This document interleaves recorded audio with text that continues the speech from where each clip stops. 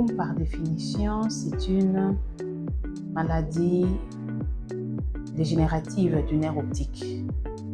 Donc, vous voyez à l'intérieur de l'œil, ça c'est une petite explication que je dois donner pour essayer un peu de faire comprendre ceux-là qui me suivent. Donc, c'est une neuropathie optique dégénérative. Vous voyez, le nerf optique, la papille optique, qui est le commencement du nerf optique, se trouve au niveau de la rétine. C'est à partir de là que l'image et l'information visuelle qui provient de l'infini, qui est passée par les différentes parties de l'œil, qui passe par la cornée, le cristallin, tous les milieux transparents, le vitré, l'information arrive au niveau de la rétine. À partir de là, l'information lumineuse est transformée en information comme un circuit électrique pour traverser le nerf optique et les autres voies optiques pour arriver au niveau du cortex occipital afin que l'image soit interprétée. Alors c'est cette partie-là des voies optiques qu'on appelle nerf optique qui est détruite quand il y a glaucome. Donc c'est une affection, c'est une neuropathie optique dégénérative. C'est comme s'il y a une destruction des fibres optiques. Et en petite quantité, petit à petit, et au fil du temps, c'est toutes les fibres qui seront détruites jusqu'à rendre le malade aveugle. Les causes, il y en a plusieurs en fonction du cas. Il y a la sénilité d'abord. Vous voyez, à partir de 40 ans, le corps commence déjà à se fatiguer.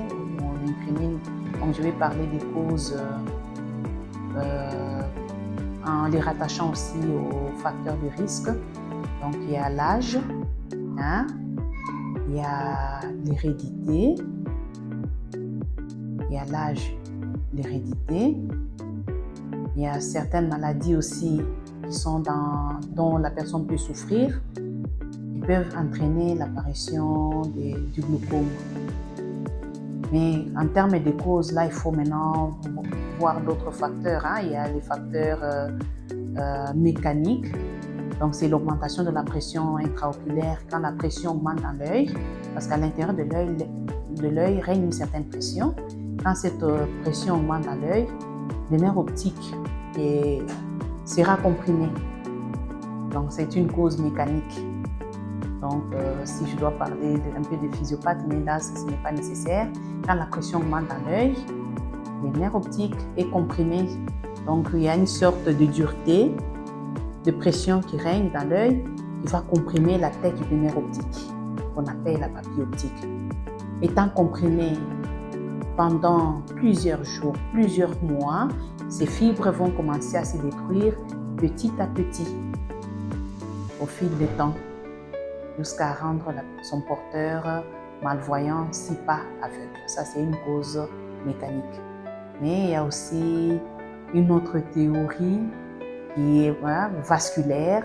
On incrimine la mauvaise vascularisation de la tête du nerf optique peut-être à la base du glaucome. Donc, il y a la cause mécanique, qui est la compression du nerf optique, la cause de l'augmentation de la pression à l'intérieur de l'œil.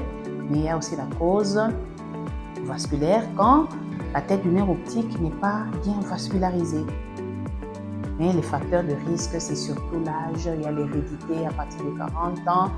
Quand c'est pourquoi nous demandons à plusieurs personnes, donc à la population, de se faire dépister, de venir en consultation à partir de 40 ans justement pour diagnostiquer ce glaucome-là précocement.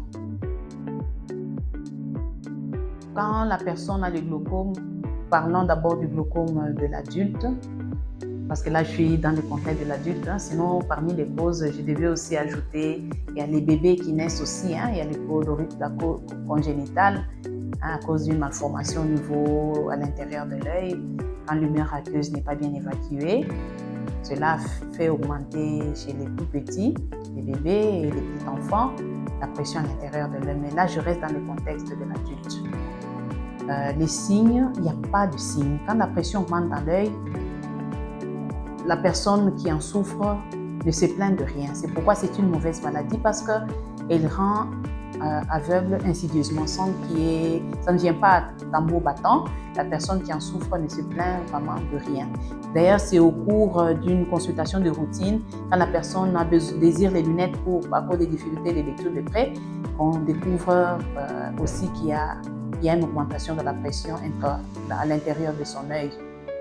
Souvent, c'est une maladie qui concerne les deux yeux, et augmentation de la pression à l'intérieur des yeux du patient.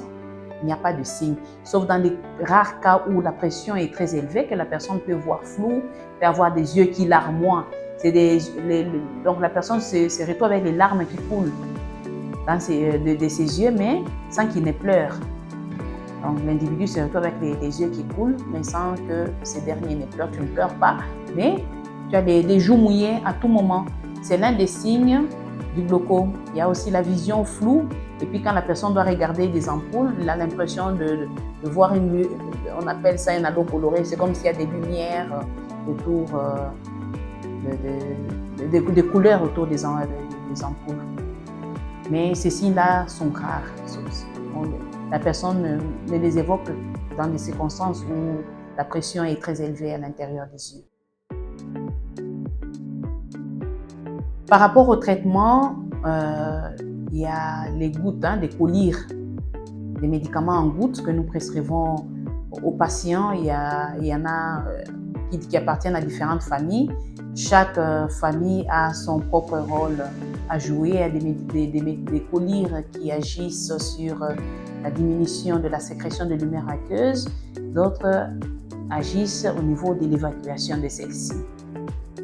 Donc, il y a des comprimés aussi que l'on peut aussi prescrire. Quand la pression intraoculaire est très élevée, on prescrit aussi des comprimés pour contribuer à la baisse rapide de cette pression intraoculaire.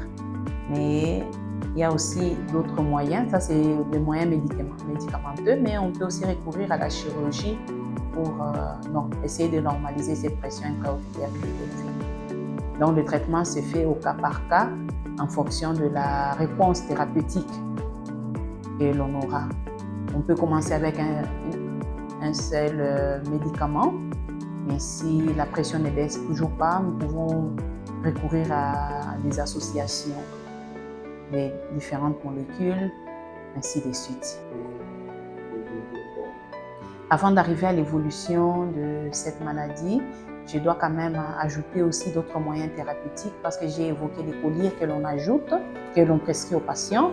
Il y a aussi la chirurgie, il y a des moyens physiques qui sont aussi utilisés sous d'autres cieux et on utilise les rayons laser en faisant ce qu'on appelle la trabéculoplastie au laser. On peut placer un petit cathéter à l'intérieur de l'œil pour permettre toujours à cette lumière aqueuse de s'évacuer normalement. Le moyen n'est disponible dans notre milieu, c'est plus les médicaments que le patient doit utiliser. C'est prescrit à vie. Ce médicament ne doit pas être interrompu par le patient parce que s'il l'interrompt, le patient va devenir aveugle. Par rapport à l'évolution du patient ou des complications, c'est la cécité en absence de tout traitement. Si le diagnostic n'est pas posé à temps et que le traitement n'est pas instauré à temps, le patient va évoluer vers une cécité qui est irréversible. Là, même les lunettes ne vont pas changer la vision du patient. C'est pourquoi c'est vraiment important de consulter à partir de 40 ans et au-delà pour s'assurer que vous n'avez pas le glaucome. Parce que c'est une maladie qui rend aveugle de manière irréversible. Et puis quand cette maladie est là, on ne sent rien, on ne se plaint de rien.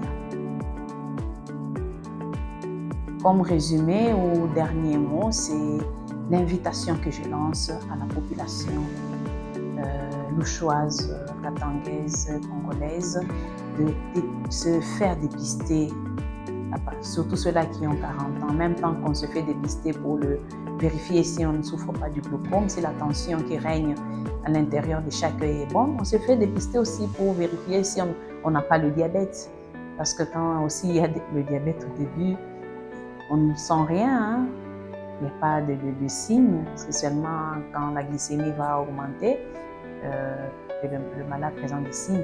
Il en est de même pour le glaucome. C'est pourquoi il faut se faire dépister pour s'assurer que tout va bien et de ne pas attendre seulement au stade de complications pour venir en consultation. Parce que quand les signes, quand il y a manifestation des signes, souvent c'est déjà à un stade avancé. Il y a un grand pourcentage de fibres optiques qui sont déjà détruites. Or, ce n'est pas comme les ongles ou les cheveux qui, quand on les coupe, ça se renouvelle. Ça ne va pas se renouveler et puis on va commencer à incriminer les sorciers ou non. C'est par exemple mon collègue de service qui m'a ensorcelé alors que c'est le glaucome qui s'est développé insidieusement au niveau de vos yeux sans que vous ne vous en rendiez compte. C'est pourquoi c'est vraiment important de se faire dépister. On ne perd rien en consultant tôt.